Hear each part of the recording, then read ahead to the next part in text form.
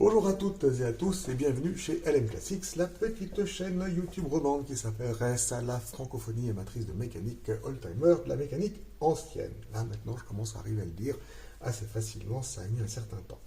Alors, autre sujet que nous allons traiter aujourd'hui qui concerne toute la production GM, que ce soit Pontiac, Cadillac, Oldsmobile, Buick, Chevrolet, etc.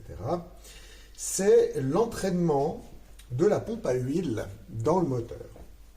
Il faut savoir que l'entraînement se fait via un arbre hexagonal, qui est celui-ci, qui n'est pas très long, et comme vous le voyez, il est équipé de petites rondelles un petit peu spéciales, dont je vous expliquerai tout à l'heure l'utilité. Nous avons donc, pour entraîner la pompe à huile, nous avons, alors là c'est une pompe à air de diesel, mais c'est exactement la même chose qu'un distributeur d'allumage. Vous enlevez cette partie-là et vous auriez votre distributeur d'allumage. En haut, la partie inférieure est exactement la même. Vous avez le pignon d'engrainement qui va directement sur l'arbre à cam. Donc il se fait engrainer par l'arbre à cam. Et puis à l'intérieur, vous avez un sipan dans lequel vous allez pouvoir mettre votre arbre d'entraînement de la pompe à huile comme ceci. Vous voyez, c'est assez simple comme montage.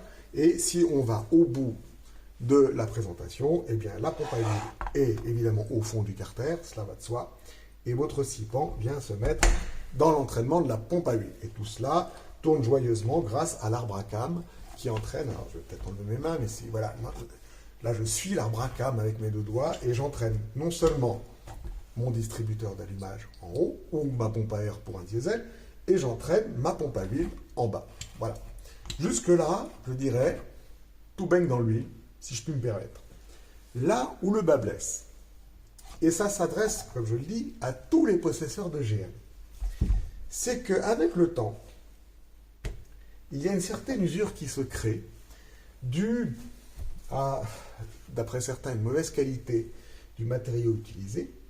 Nous avons retiré une même tige de commande de pompe à huile d'un moteur, et regardez ce qui se passe au niveau du sipan.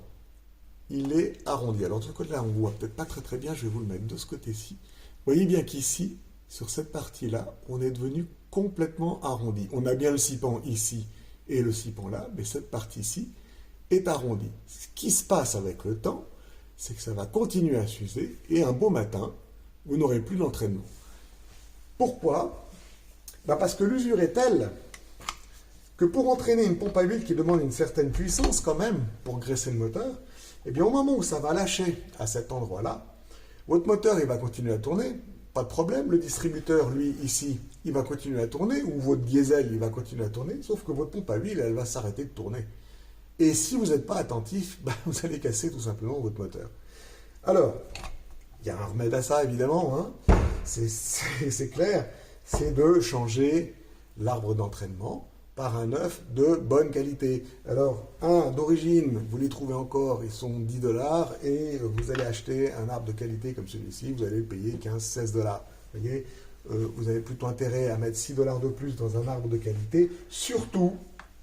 Alors là, je m'adresse à ceux qui veulent des moteurs poussés, qui vont mettre des pompes à huile beaucoup plus grosses que les pompes d'origine, qui sont déjà des belles pompes à huile, hein, à haut débit, et je veux graisser, et je veux 1000 chevaux, et ceci et cela. Alors, si vous remettez un truc comme ça, avec une grosse pompe à huile, là, je donne pas cher de la peau de votre moteur au bout de 50 000 km. Donc, prenez de la bonne qualité. Et pourquoi ces deux petites rondelles qui sont ici? Alors, ça a été prévu par le constructeur, parce que normalement, si vous devez changer cette pièce-là, vous devez démonter le carter inférieur de votre voiture, qui va donner accès à votre pompe à huile que vous allez démonter, et l'arbre va venir avec. Vous voyez, comme ça.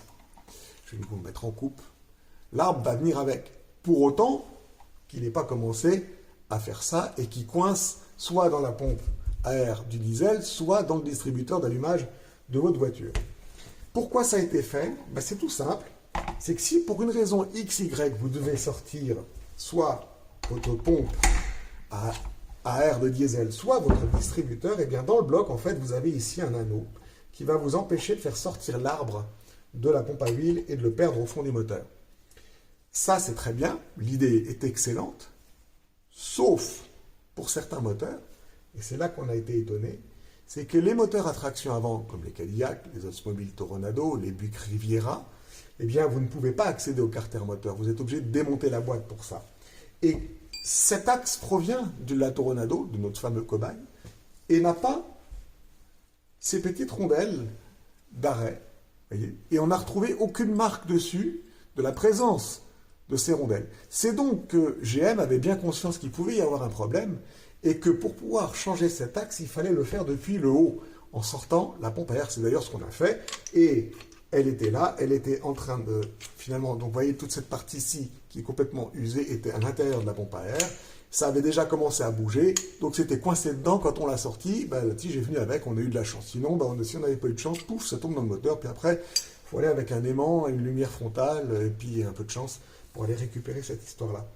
Donc, conclusion de l'histoire, vous roulez GM, vous dites c'est pas tuable, oui, mais ça l'est pas. Bonne journée à vous.